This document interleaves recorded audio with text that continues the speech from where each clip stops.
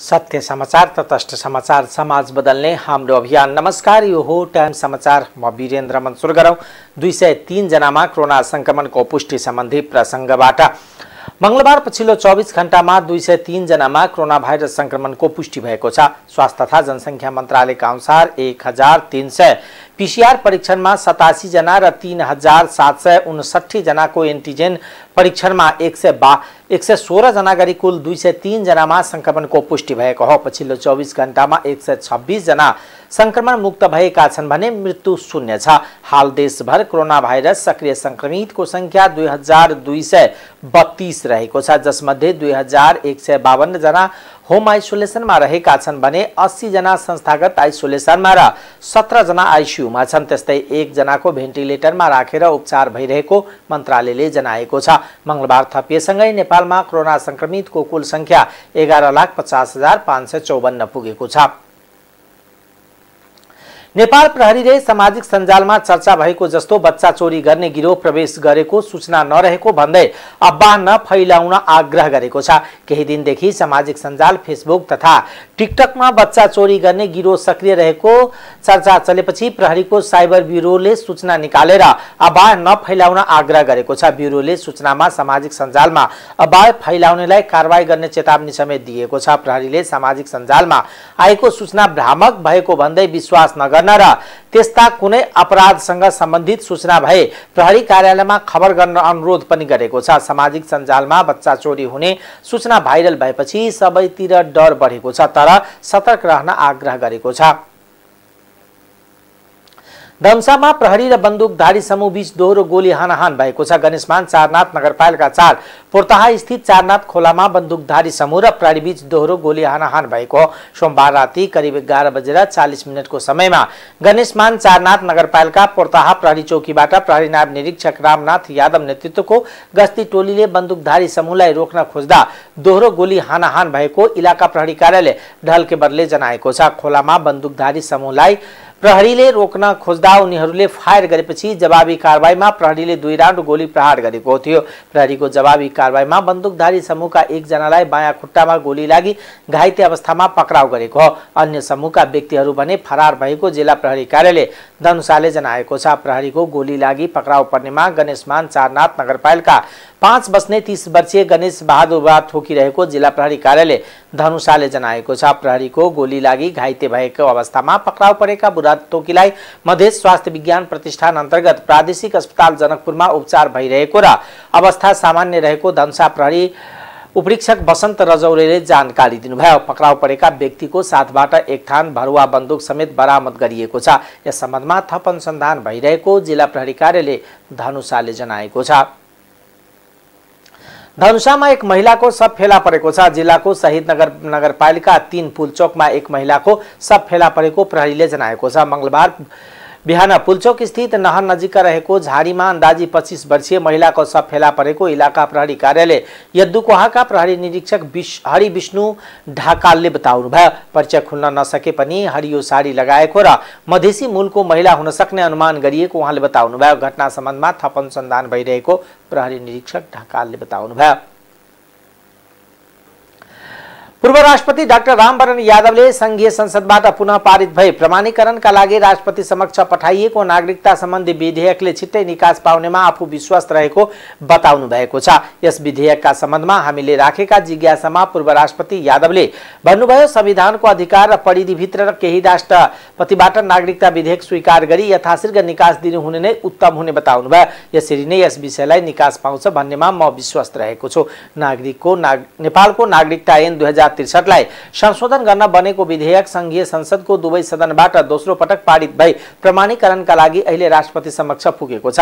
प्रतिनिधि सभाको गएको साउन 6 गते बैठकबाट पारित गरी सभामुखबाट प्रमाणीकरणका लागि राष्ट्रपति समक्ष पेश भएको नागरिकता सम्बन्धी विधेयक गएको साउन 29 गते जे 8 बुन्दे सन्देश सहित राष्ट्रपति कार्यालयबाट अध्ययन छलफल र विमर्श विश्लेषण सहित पुनर्विचार गरियोस् भनी सदनमा फिर्ता पठाइएको थियो। सन्देशमा संविधानमा कुनै पनि नेपाली नागरिकलाई नागरिकता प्राप्त गर्ने हकबाट वञ्चित नगरिने सुनिश्चित गरिएको हुनाले कानूनको तत्काल आवश्यक रहेको बारेमा कुनै प्रकारको सन्देह वा दुविधा रहेको छैन भन्ने लगायतका विषयवस्तु उल्लेख छ। सन्देश सहित फिर्ता भएको विधेयकलाई सरकार र सदनले स्वाभाविक रूपमा लिई प्रतिनिधि सभा, राष्ट्रिय सभा र विधायन समितिमा आवश्यक छलफलपछि पुनः जस्ताको त्यस्तै पारित गरी राष्ट्रपति समक्ष प्रमाणीकरणका लागि पठाएको छ। संविधान संरक्षकका हैसियतले राष्ट्रपतिले विधेयकका सम्बन्धमा उठेका विभिन्न प्रश्नका बारेमा समाजका विभिन्न क्षेत्रका विज्ञ विशेषज्ञसँग परामर्श लिनुभएको थियो। संघीय लोकतान्त्रिक गणतन्त्र नेपालका प्रथम राष्ट्रपति डाक्टर यादवले राष्ट्रपति, संसद, सरकार र राजनीतिक दल संविधानले दिएको अधिकार वा परिधिभन्दा बाहिर नजाने बताउनुभयो। प्रधानमन्त्री शेरबहादुर देउवाले नेपाल र चीन बीच बहुआयामी सम्बन्ध रहेको बताउनु भएको छ। जनवादी गणतन्त्र चीनको राष्ट्रिय जनकांग्रेस स्थायी समितिका अध्यक्ष ली चान्सुको नेतृत्वमा आएको चिनिया प्रतिनिधि मण्डलले मंगलबार सिंहदरबारमा गरेको शिष्टाचार भेटवार्ताको क्रममा प्रधानमन्त्री देउवाले नेपालको परराष्ट्र नीति पञ्चशील सिद्धान्तका आधारित रहेको जानकारी दिँदै नेपाल एक चीन नीति प्रति प्रतिबद्ध रहेको बताउनुभयो। प्रधानमन्त्री देउवाले चीनका विरुद्ध नेपाली भूमिमा कुनै पनि गतिविधि गर्न नदिने प्रतिबद्धता जनाउनुभयो। उहाँले नेपालको आर्थिक सामाजिक क्षेत्रमा विगत लामो समयदेखि चीनले गर्दै आएको सहयोगको प्रशंसा गर्नुभयो। सोमबार सभामुख अग्निप्रसाद सापकोटासँग भएको सम्झौताप्रति खुशी व्यक्त गर्दै प्रधानमन्त्री देउवा उक्त सम्झौताले दुई देशबीचको सम्बन्ध थप बलियो बनाउनेमा आफू विश्वस्त रहेको बताउनुभयो। सिंहदरबारमा भएको दुई देशको प्रतिनिधि मण्डलस्तरीय भेटवार्ताका क्रममा जनवादी गणतन्त्र चीनका राष्ट्रिय जन कांग्रेस स्थायी समिति अध्यक्ष ली सुन दुई देशबीच 6 दशक भन्दा लामो समयदेखि असल छिमेकीका रूपमा मैत्रीपूर्ण सम्बन्ध स्थापित हुँदै आएको बताउनुभयो।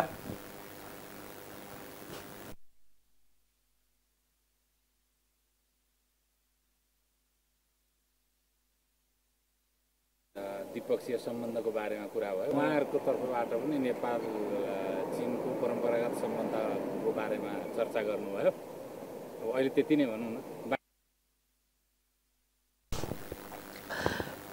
उहाँले चीनमा हालै गएको भूकम्प नेपालले व्यक्त गरेको सहानुभूतिप्रति धन्यवाद दिनुभयो। अध्यक्ष चान्सोले सन् 1960 को दशकमा तत्कालीन प्रधानमन्त्री बीपी कोइराला र चिनिया नेतृत्व बीच भएको समझदारी भेटघाट र भ्रमणको स्मरण पनि गर्नुभयो। उहाँले नेपालले आउँदो असोज 3 मा मनाउन लागेको नेपालको संविधान दिवसको शुभकामना पनि दिनुभयो। उहाँले नेपालका सार्वभौमसत्ता, भौगोलिक अखण्डता र राष्ट्रिय एकताका सन्दर्भमा चीन गम्भीर र सचेत रहेको पनि बताउनुभयो। नेकपा माओवादी केन्द्रका अध्यक्ष पुष्पकमल दाहाल प्रचण्डले लाखौं करोडौं मानिसको बीचमा रहे पनि अहिले एक्लो महसुस हुन थालेको बताउनु भएको छ। मंगलबार काठमाडौँमा माओवादी केन्द्रका नेता सुदन किरातीको जेल जीवनको अनुभवमा आधारित पुस्तक पल पलको मृत्युको लोकार्पण गर्दै अध्यक्ष प्रचण्डले सशस्त्र युद्धका बेला सिङ्गो मानव जातिका लागि काम गरेको अनुभूति भएको भए पनि अहिले एक्लो महसुस हुन थालेको बताउनुभयो। प्रचण्डले जीवनको बोध हुन छाडेको र स्वार्थका लागि काम गरिरहेका त छैनौं भन्ने अनुभूति हुन थालेको समेत जिकिर गर्नुभयो। अहिलेको अवस्था जे जस्तो भए पनि समाजवादको यात्रा भने अहिले पनि न छाड्ने उहाँले बताउनुभयो। प्रचण्डले सशस्त्र युद्ध र शान्ति सम्झौतासँग सम्बन्धित हजारौं यथार्थमा आधारित पक्ष रहे पनि यथार्थमा उत्खनन हुन नसकेको र यसको महत्त्वलाई बुझाउन नसकिएको धारणा राख्नुभयो। आधुनिक नेपाल निर्माणमा सशस्त्र युद्धको महत्त्वलाई कसैले भुल्न नहुने उहाँको भनाइ छ।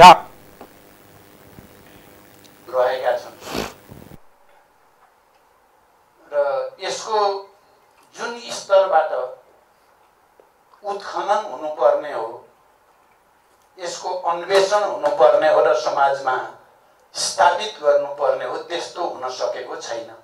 एकदमै कम मात्रै भएको छ। मानिसहरूले यसको महत्तालाई, यसको गहिराईलाई, मानिसले मानिस भएर जन्मेपछि जीवनलाई कसरी व्यतीत गर्ने भन्नेसँग सम्बन्धित चाहिँ कति गहिरो गरी थाहा हुन्छ, अरूलाई हुँदैन भनिन्छ। मानव जातिको विकास क्रमको पछिल्लो 4000 वर्षको इतिहासमा झन्डै 3500 भन्दा बढी वर्ष युद्धमा बिताएको छ मानिसले। थोरै मात्रै शान्तिकालमा बितेको छ। त्यसरी समाज अगाडि बढेको छ र शान्तिको महत्त्व, मानव जीवनको महत्त्व युद्धबाट परिभाषित छ। त्यसले मात्रै राम्रोसँग बुझ्न सक्दछ। जीवनको महत्त्व, जीवन प्रतिको अनुराग, संवेदना, त्यसको गहिराई, त्यसको उचाइ त्यो कठिन दिनमा जति थियो अहिले छैन। अहिले हामी सुरक्षित छौँ छन त भौतिक रूपले, हामी मन्त्री प्रधानमन्त्री माननीय पनि भएका छौँ, तर जीवनको आनन्द अनुभूति भनौँ या जीवन बोध, त्यति बेला जो गर्वको साथ हामीले आफ्नो जीवनको औचित्य र अर्थ परिभाषित गर्थ्यौँ, अनुभूत गर्थ्यौँ, अहिले हामीलाई गाह्रो परिराखेको छ। यो जीवनको सार्थकता, यसको औचित्य, यसमा गर्वबोध गर्न गाह्रो भएको छ। हुने अनुभूति र हामी कहीँ पदको निम्ति, प्रतिष्ठाको निम्ति, व्यक्तिगत स्वार्थको निम्ति त काम गरिराखेका छैनौँ भनेर हुने अनुभूतिमा आकाश जमिनको फरक हुँदो रहेछ। हाम्रो समाज रूपान्तरणको, सामाजिक न्याय र समाजवादको यात्रा हामीले छोडेका छैनौँ। हामी बाँचिराखेका छौँ, हामी रात दिन खटिराखेकै छौँ भने त्यही सपना दिमागमा भएकै कारणले हामी अगाडि बढिराखेका छौँ। नत्र दिनदिनैको आजभोलिकै मात्रै दिनचर्या हेर्ने हो भने हामीलाई गर्वानुभूति छैन, हामीलाई आनन्दको अनुभूति पनि छैन, जीवनको महत्त्व महान हो मेरो भन्ने पनि अनुभूति कमजोर परेको छ। खालि हामी फेरि पनि त्यो महान यात्राकै प्रक्रियामा छौँ। यो एउटा घुम्तीमा हामी आएको हो, एउटा मोडमा र एउटा बिसौनीमा हामी बसेका छौँ। हाम्रो यात्रा जारी छ। प्रचण्डले युद्धमा सहभागीहरूलाई जति शान्तिको महत्त्वहरूलाई नहुने टिप्पणी पनि गर्नुभयो। संसदीय सुनवाई समितिले सर्वोच्च अदालतका न्यायाधीशका लागि सिफारिस भएकाहरू विरुद्ध उजुरी दिन आह्वान गरेको छ। सिंहदरबारमा मंगलबार बसेको समिति बैठकले न्याय परिषदद्वारा सर्वोच्च अदालतको न्यायाधीशमा सिफारिस भएका नीता गौतम, दीक्षित, विनोद शर्मा र डीएन पराजुली विरुद्ध उजुरी आह्वानका लागि 10 दिनको सूचना जारी गर्ने निर्णय गरेको हो। समितिका सभापति लक्ष्मणलाल कर्णले संसदीय सुनवाईको कार्यविधि अनुसार 10 दिनका सूचना जारी गर्ने निर्णय गरिएको जानकारी दिनुभयो। संसदको कार्यकाल केही दिनमा सकिने भएपछि प्रक्रिया छुट्याएर सुनवाई गर्ने विषयमा बैठकमा छलफल भएको थियो, तर त्यसले बाहिर नकारात्मक सन्देश जाने भएकोले नियमित प्रक्रिया नै सुरु गर्ने निर्णय बैठकले गरेको हो। समिति सभापति कर्णले संसदीय सुनवाई समितिको कार्यविधि अनुसार नै प्रस्तावित व्यक्तिहरूको बारेमा सूचना दिन सार्वजनिक सूचना जारी गर्ने निर्णय भएको बताउनुभयो। जानकारी दिने प्रस्तावित व्यक्तिको सम्बन्धमा कुनै सूचना उजुरी भए त्यस्तो सूचना उजुरी समिति समक्ष दिने, प्रयोजनको लागि सो सम्बन्धी सूचना सरकारी सञ्चार माध्यम मार्फत सार्वजनिक गर्ने विषयलाई अनुमोदन गरिदिन हुन माननीय सदस्यहरूलाई अनुरोध गर्दछु।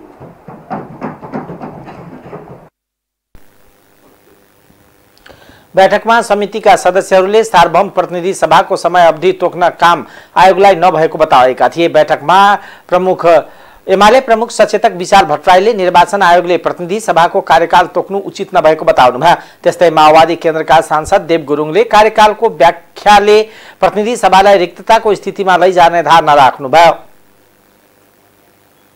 यसरी सार्वजनिक रूपमा गर्नु उचित हुँदै होइन। त्यो यसको एक हिसाबले चाहिँ नि हुन त हामीले निर्माण गरेको संविधानमा प्रतिनिधि सभाको कार्यकालको बारेमा कुनै पनि किटानी व्यवस्था नभएका कारणले अनेक खालका व्याख्याहरू हुनु स्वाभाविक कुरा हो।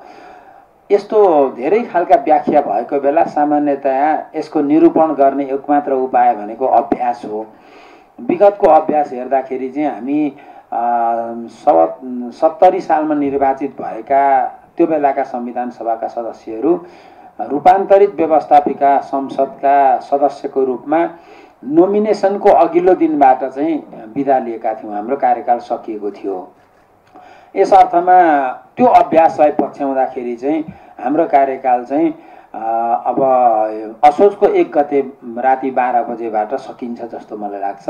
हामीले पहिला पनि गरेको अभ्यास त्यही नै हो। एउटा बहसको विषय छ भन्ने लाग्छ चाहिँ। खैर चाहिँ अब अहिले यो कार्यावधिले गर्दाखेरि यहाँको चाहिँ सुनवाई समितिको चाहिँ कार्यावधिको चाहिँ पनि आकर्षित हुने भाव हुनाले मात्रै प्रसङ्ग यहाँ जोडियो चाहिँ हैन, यहाँ जोडियो। अब यो अवस्थामा अब एउटा चाहिँ प्रश्न जस्तो 45 दिनको कुरा नियमावलीमा जो 45 दिनको अवधिमा चाहिँ को कुरा जहाँसम्म छ त्यो 45 दिनको प्रश्न चाहिँ अब हुन त अब अदालतले के व्याख्या गर्ला त्यो आफ्नो ठाउँमा छ तर मलाई लागेको चाहिँ संविधानको भावनालाई स्पिरिटलाई हेर्दाखेरि चाहिँ संविधानको चाहिँ तपाईको 192 को चाहिँ धाराले के भन्छ भन्दाखेरि संसद भएको अवस्थाको परिकल्पना गरेको छ सुनाई भनेर भनेको चाहिँ संसद भएको अवधिको परिकल्पना हो भन्ने लाग्छ संसद नभएको अवधिमा चाहिँ 45 दिनको कुनै अर्थ र औचित्य देखिँदैन भन्ने लाग्छ त्यस कारणले गर्दाखेरि सुनाई समिति भनेको नै संसद भएको स्थितिको चाहिँ सन्दर्भको कुरा हो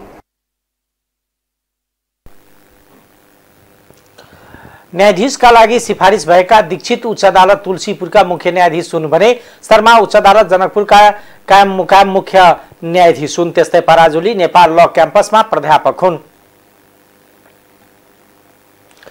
निलम्बित प्रधान न्यायाधीश चोलेन्द्र शमशेर जबराले इजलास तोक्ने विषयमा प्रश्न उठाउन नमिल्ने बताउनु भएको छ सिंहदरबारमा मंगलबार बसेको महाभियोग सिफारिस समितिको बैठकमा बयानका क्रममा जबराले इजलास तोक्ने संवैधानिक अधिकार प्रधान न्यायाधीशलाई नै दिएको भन्दै इजलास तोक्ने विषयमा प्रश्न उठाउन नमिल्ने बताउनु भयो उहाँले संवैधानिक नियुक्तिको विषयमा केही समय कोरोनाका कारण अवरुद्ध भएको र त्यसपछि आफूले उक्त मुद्दामा नहेर्ने बताएको धारणा राख्नुभयो संवैधानिक नियुक्तिको मुद्दालाई रोक्न खोजेको आरोपको समेत कुनै पुष्टि नहुने उहाँको भनाइ छ त्यस्तै उहाँले मन्त्री परिषदमा भाग माग्यो भन्ने कुरा आफूले यसअघि नै खण्डन गरिसकेको जानकारी दिनुभयो सक्षम र स्वतन्त्र छ सर्वोच्च अदालतको न्यायाधीशलाई यसरी शंका गरिनु हुँदैन यस्तो शंकाले कुनै पनि निराकरण हुँदैन अस्ति पनि मैले भनिसकेको छु अस्ति अघिल्लो पटकको बयानमा मैले भनेको छु म आज निलम्बनमा भएको 6.5 महिना आज त 7 महिना हुन लाग्यो त्यो बेलासम्म आजसम्म नै यसको फैसला हुन सकेको छैन त्यसले गर्दाखेरि मुद्दा फैसला हुन त प्रक्रियामा जानुपर्छ रोक्ने नरोक्ने प्रश्नै छैन मेरो कुनै त्यसमा चाहिँ रोक्नलाई चाहिँ कुनै न्यायाधीशलाई भनेर यो रोक्न लगाएको विषयवस्तु नै होइन र त्यो हुँदै पनि होइन मैले यो मुद्दा जुन चाहिँ संवैधानिक नियुक्तिको मुद्दा छ तत्कालको अवस्थामा मैले यो दुईटा संसद विघटनको मुद्दाहरूबाट लामो भयो त्यस पछाडि कोरोनाको कारणले गर्दाखेरि अवरुद्ध भयो त्यस खुल्यो पछाडि तत्कालै पेश हुँदाखेरिकोमा प्रश्नहरू उठ्यो प्रधान न्यायाधीश बस्ने नबस्ने भन्ने उठ्यो त्यस पछाडि मैले बस्दिनँ भनिसकेर मैले अब बस्न नहुने भन्ने कुरो मेरा सहकर्मी साथीहरूले चाहिँ नबस्दैन 2 दिन छुट्टी लिए हुन्छ हेरिङको बेला र अर्को निर्णय गर्ने बेलामा बस्दाखेरि हुन्छ कामु भनेर गर्दैदाखेरि मिल्छ भने पछाडि मैले त्यसैलाई सहमति जनाएर मैले आफैले मैले मुद्दा हेर्दिनँ भनिसकेपछि फेरि पत्रपत्रिकाहरूमा प्रधान न्यायाधीशले गलत हो तर पनि प्रधान न्यायाधीशलाई लगाउन मिल्छ र पटक प्रधानमन्त्रीले होइन है यो जुन मन्त्री बनाएको छ यो त हाम्रै क्रियाशील सदस्य हो त्यत्रो सहयोग गरेका सदस्य हो उसले बनाएको हो भनेर भन्नु त्यस पछाडि त्यसमा संलग्न अरू राजनीतिक दलहरूले होइन त्यो त कांग्रेसले उहाँको आफ्नै मान्छेलाई बनाउनु भयो यसमा प्रधान न्यायाधीशको केही भूमिका छैन भन्नु हो र पनि यो टाँसे नै प्रधान न्यायाधीशलाई टाँसे यो टाँसिन नहुने यस्तो क्रियाहरू प्रधान न्यायाधीशले गर्छ भन्ने कुराको हामीले प्रिज्युम पनि गर्नुहुन्न अनुमान पनि गर्नुहुन्न यो पदीय दृष्टिकोणबाट प्रधान न्यायाधीश जस्तो गरिमामय पदमा बसेको व्यक्तिबाट यसरी उसलाई सामान्य प्रधानमन्त्रीज्यूलाई दबाब दिने अनि यसो सिफारिस गर्ने अनि उहाँले बनाइदिने भन्ने क्रिया हुनै सक्दैन हुँदैन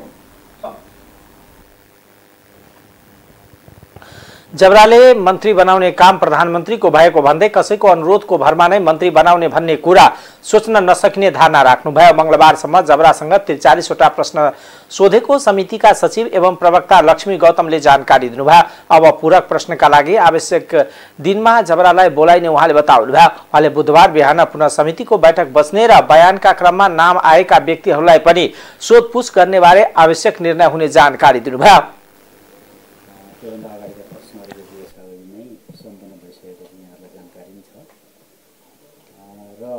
थप पूरक प्रश्नका विषयमा चाहिँ अहिलेसम्म भएका यो बयानमा उहाँले उल्लेख गर्नुभएको कुराहरूलाई हामीले चाहिँ रेकर्डहरू पनि उतार्दैछौँ त्यसको आधारमा भर्बेटिम उतारिसकेर र त्यो समेत मान्यज्यूहरूले अध्ययन गर्दै हुन्छ र त्यसको आधारमा पुनः त्यस पूरक प्रश्नका लागि उहाँलाई समय दिएर चाहिँ उहाँलाई बोलाउने भन्ने कुरा गर्नुभएको छ र भोलि बिहान 9 बजे फेरि समितिको बैठक छ 9 बजेको बैठकले यस विषयमा समेत थप केही स्पष्ट पार्छ। निर्णयहरू र बन्दुक गर्ने त्यहाँ उहाँले विभिन्न यी कागजातहरूमा उल्लेख भएका व्यक्तिहरू अथवा उहाँले बयानका क्रममा उल्लेख गर्नुभएका व्यक्तिहरू लगायतका विषयमा ध्यान समितिमा छलफल गरेर कसलाई चाहिँ प्रमाणको रूपमा चाहिँ उहाँहरूलाई चाहिँ यो समितिमा बोलाएर चाहिँ अनुसन्धानको गत फागुन 1 गते जबरा विरुद्ध प्रतिनिधि सभामा महाभियोग प्रस्ताव दर्ता भएको थियो। त्यसपछि उनी निलम्बनमा छन्।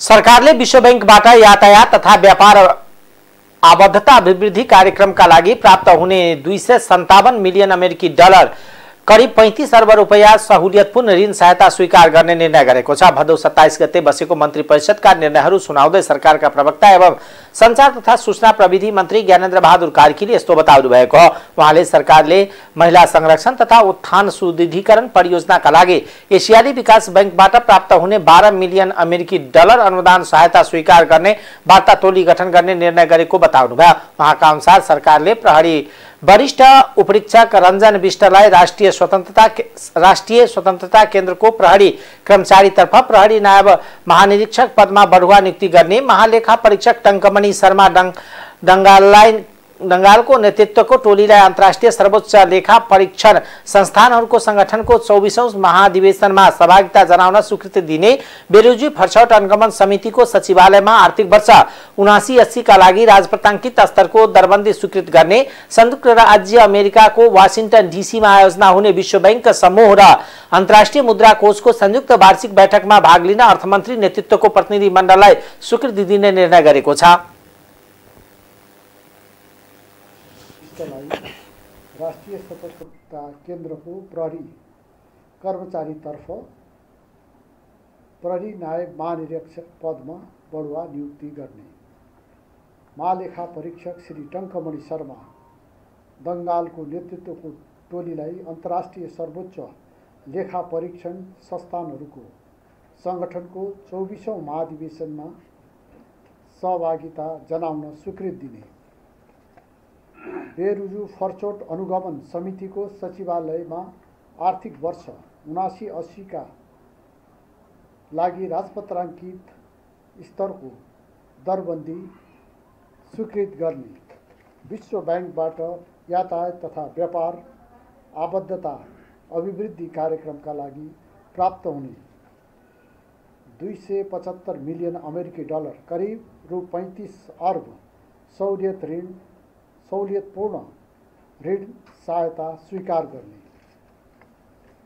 महिला संरक्षण तथा उत्थान प्रणाली सुदृढीकरण परियोजनाका लागि एसियाली विकास बैंकबाट प्राप्त हुने 12 मिलियन अमेरिकी डलर अनुदान सहायता स्वीकार गर्न वार्ता टोली गठन गर्ने, प्रतिनिधि मण्डललाई स्वीकृति दिने, 2079 असोज 8 र 9 गते स्विडेनको स्टकहोममा आयोजना हुने 14th NRN युरोपियन रिजनल मिटिङमा सहभागी हुन कानुन न्याय तथा संसदीय मामिला मन्त्रीको भ्रमण स्वीकृत गर्ने, सामाजिक सुरक्षा दोस्रो संशोधन नियमावली 2079 स्वीकृत गर्ने, नेपाल र रोमानिया बीच द्विपक्षीय परामर्श संयन्त्र स्थापना गर्ने समझदारी पत्रमा हस्ताक्षर गर्न परराष्ट्र मन्त्रालयलाई स्वीकृति प्रदान गर्ने, जनवादी गणतन्त्र चीनका राष्ट्रिय जनकांग्रेसका स्थायी समितिका अध्यक्ष महासचिव श्री ली चाङसुको नेपाल भ्रमणको अवसरमा वार्ता गर्न प्रतिनिधि मण्डल गठन गर्ने। त्यस्तै सरकारले 2079 असोज 8 र 9 गते स्विडेनको स्टकहोममा आयोजना हुँदै 14 NRN युरोपियन रिजनल मिटिङमा सहभागी हुन कानुन न्याय तथा संसदीय मामिला मन्त्रीको भ्रमण स्वीकृत गर्ने, सामाजिक सुरक्षा दोस्रो संशोधन नियमावली 2079 स्वीकृत गर्ने, नेपाल र रोमानिया बीच द्विपक्षीय परामर्श संयन्त्र स्थापना गर्न समझदारी पत्रमा हस्ताक्षर गर्न परराष्ट्र मन्त्रालयलाई स्वीकृति प्रदान गर्ने चीनका राष्ट्रिय जनकांग्रेसका थाई समिति अध्यक्ष महासचिव ली भ्रमणको अवसरमा वार्ता गर्न प्रतिनिधि मण्डल गठन गर्ने बोष्ट बहादुर बोगटी बहु प्राविधिक शिक्षालयलाई सरकारी जग्गा लिजमा उपलब्ध गराउने स्वीकृति दिने निर्णय गरेको छ। राष्ट्रिय प्रजातन्त्र पार्टीका अध्यक्ष राजेन्द्र लिङदेलले राजनीतिक दलका गलत क्रियाकलाप नै मुलुकको समस्या पर्दै गएको बताउनु भएको छ। पर्वतको सदरमुकाम कुस्मा बजारमा आयोजित कार्यकर्ता भेलामा उहाँले भ्रष्टाचार र अनियमितता मौलाउँदै गएको प्रति चिन्ता व्यक्त गर्नुभयो। उहाँले आगामी मङ्सिर 4 गते निर्वाचनमा राप्रपालाई मत दिएर पहिलो दल बनाउन आग्रह गर्नुभयो। मुलुकको समृद्धि र विकासको स्पष्ट खाका सहित भ्रष्टाचार र अनियमितताको विरुद्धमा आफ्नो पार्टी निरन्तर क्रियाशील रहेको उहाँको भनाइ थियो। अध्यक्ष लिङदेलले यसअघि पर्वतको मोदी गाउँपालिकामा राप्रपाको पालिका स्तरीय कार्यालयको उद्घाटन समेत गर्नुभएको थियो। अब आर्थिक समाचार।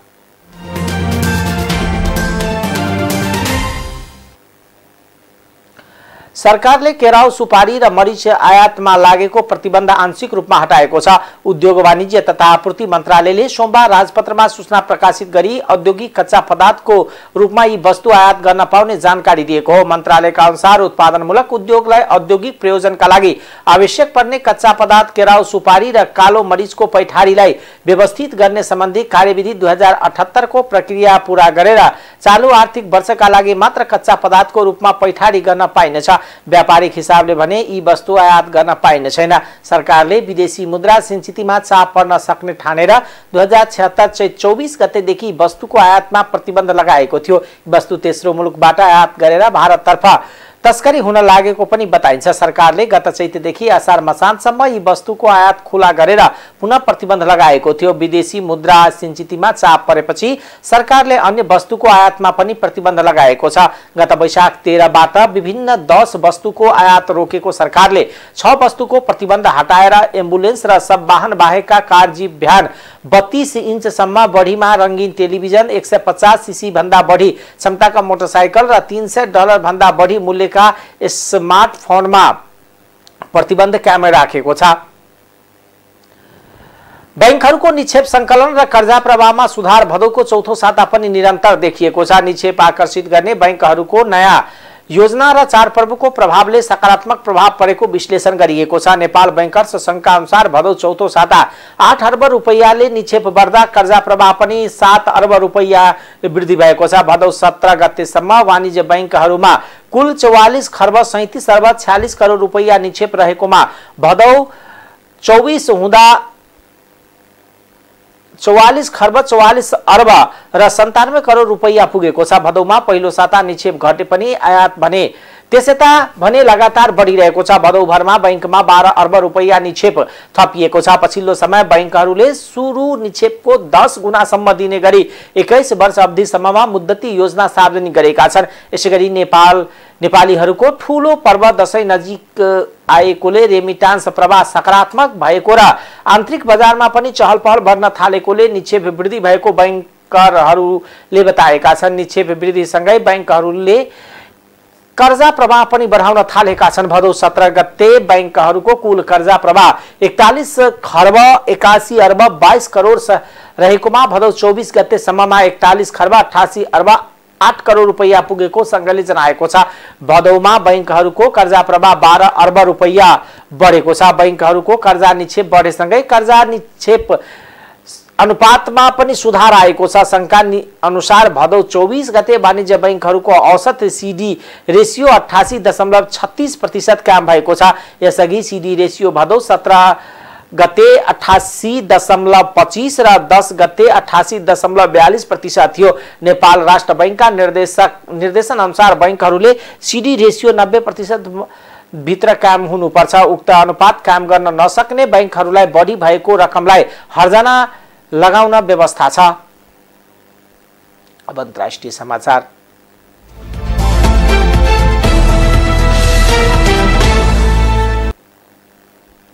युक्रेनले बितेको 1.5 हप्तामा रुसको कब्जामा रहेको 6000 वर्ग किलोमिटर भन्दा धेरै क्षेत्र फिर्ता लिएको दाबी गरेको छ। युक्रेनका राष्ट्रपति व्लादिमिर जेलेन्स्कीले दैनिक सम्बोधनका क्रममा सेप्टेम्बर महिनामा मात्र 6000 वर्ग किलोमिटर भन्दा बढी क्षेत्र फिर्ता लिएको दाबी गर्नुभएको। प्रत्याक्रमणलाई तीव्र दिएको युक्रेन सेनाले देशको पूर्वी र दक्षिणी क्षेत्रमा आफ्नो भूमि फिर्ता लिने काममा सफलता मिलिरहेको बताएको बीबीसीले जनाएको छ। रुसले भने युक्रेनको पूर्वमा रहेको लुहान्स्क र डोनेट्स्क क्षेत्रहरूमा ध्यान केन्द्रित गर्ने उद्देश्यले आफ्नो सेना फिर्ता गरेको बताएको छ। क्राइमियासँगको सिमानामा रहेको दक्षिणी खेर्सन क्षेत्रमा पनि युक्रेनी सेनाले भूमि फिर्ता गर्ने क्रममा सफलता पाइरहेको बीबीसीले जनाएको छ। रुसले आफ्नो सेना फिर्ताको श्रृङ्खलाबद्ध क्षेत्रस्थ आक्रमण गरिरहेको छ। रुसी आक्रमणका कारण युक्रेनको उत्तर पूर्वी क्षेत्र विद्युत कटौती भएको छ। युक्रेनका द्वन्द्वग्रस्त क्षेत्रबाट 73000 भन्दा बढी सर्वसाधारणलाई सुरक्षित स्थानमा हस्तान्तरण गरिएको छ। युक्रेनी पुनर्मिलन मन्त्रालयका अनुसार डोनेट्स्क क्षेत्रबाट एक महिनामा करिब 30,000 जनालाई कियव नियन्त्रित स्थानमा सारिएको युक्रेनी पुनर्निर्माण मन्त्रालयले जनाएको छ। श्रीलङ्काली श्रम तथा वैदेशिक रोजगार सम्बन्धी मन्त्री मानुषा नायायकाराले विदेशिएका श्रीलङ्काबाट प्राप्त रेमिटान्सले आर्थिक सङ्कटमा परेका देशमा राहत मिलेको बताएका छन्। उनले उनीहरूबाट पठाइएको रेमिटान्स रकम अगस्त महिनासम्ममा 32 करोड 50 लाख अमेरिकी डलर पुगेको पनि जानकारी दिनुभयो। उहाँले विदेशिक रोजगारीमा गएका श्रीलङ्काबाट प्राप्त रेमिटान्स रकम पछिल्लो दिनमा बढ्दो रहेको भन्दै यसबाट वैदेशिक मुद्राको खाँचो परेको देशमा सहज भएको बताउनुभयो। उहाँले गत जुलाई महिनाको तुलनामा अगस्त महिनामा रेमिटान्स रकम 14.6% बढेको पाइएको जानकारी दिनुभयो। देश आर्थिक सङ्कटमा परेको बेला विदेश पुगेका नागरिकहरूबाट प्राप्त रेमिटान्स रकमका लागि विशेष धन्यवाद छ, मन्त्री नायाकाराले भन्नुभयो। गत वर्षदेखि आर्थिक सङ्कटमा फँसेका दक्षिण एसियाली मुलुक श्रीलङ्कामा वैदेशिक रोजगारका लागि देश छाडेर जानेहरूको सङ्ख्या बढ्दै गएको छ। यो वर्ष यहाँका 2 लाख भन्दा बढी व्यक्तिले वैदेशिक रोजगारका लागि विदेशिएको पाइएको बताइएको छ। उनले यस्तो वर्षको जनवरीदेखि अगस्त महिनासम्म यी नागरिकले श्रीलङ्काको वैदेशिक रोजगार विभागमा दर्ता गराए नै वैदेशिक रोजगारका लागि गएको जानकारी दिएका हुन्। उहाँले यो वर्ष मात्र 2 लाख भन्दा बढी व्यक्ति वैदेशिक रोजगारका लागि विदेश गएका छन् र अरू पनि दर्ता नै गराइकन विदेश गएका हुन सक्छन्। विश्वभर 5 करोड जना मानिस दासको रूपमा बाँच्न बाध्य भएको एक अध्ययनले देखाएको छ। संयुक्त राष्ट्र संघको अन्तर्राष्ट्रिय श्रम संगठन आईएलओले गरेको अध्ययनले महामारी र युद्धका कारण दास बन्न बाध्य हुने मानिसको संख्या निकै तीव्र गतिमा बढेको देखिएको छ। सशस्त्र द्वन्द्व, जलवायु परिवर्तन र विश्वव्यापी महामारीका कारण आधुनिक दासत्व बढ्दो चुनौती बनेको छ। आईएलओका अनुसार अहिले विश्वभर 50 मिलियन अर्थात् 5 करोड मानिस दास बन्न बाध्य छन्। 150 जना जीवित व्यक्ति मध्ये 1 जना जबरदस्ती श्रम वा जबरदस्ती विवाहमा फँसेका छन्। यो 5 वर्ष अघि तुलनामा यस वर्षको संख्या झन्डै 1 करोड बढी हो। आईएलओले आधुनिक दासत्व बढ्दो संख्यालाई चकित पार्ने तथ्याङ्क बनेको छ। आईएलओका महानिर्देशक गाई राइडरले मानव अधिकारको यो दुरुपयोगको निरन्तरतालाई रोक्न नसकेमा अवस्था झनै खराब हुने बताएको बीबीसीले जनाएको छ। ट्रेड युनियन, रोजगारदाता संगठन, नागरिक समाज र साधारण मानिस सबैले महत्त्वपूर्ण भूमिका खेल्ने आवश्यक रहेको उहाँले बताउनुभयो। संयुक्त राष्ट्र संघको श्रम संगठनले दासत्व गरिब देशमा मात्र सीमित नभई आधा भन्दा बढी मध्यम वा उच्च आय भएका धनी देशमा पनि रहेको जनाएको छ। अब खेलकुद समाचार।